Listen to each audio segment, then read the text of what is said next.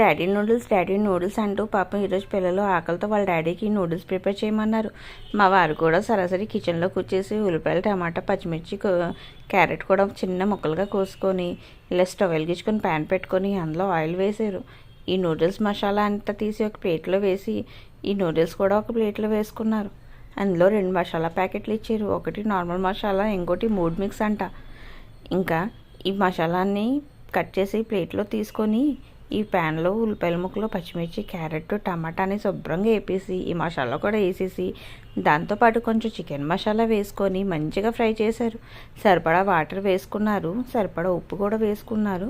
అందులో ఈ నూడిల్స్ వేసేసి మంచిగా క్రేజీ మసాలా నూడిల్స్ వేసేసి కొత్తిమీర వేసి అమ్మయ్య లాస్ట్ ఈ నూడిల్స్ అయితే రెడీ అయిపోయింది. ప్లేట్లో తీసుకొని పైనుంచి ఉల్లిపాయ ముక్కలు వేసి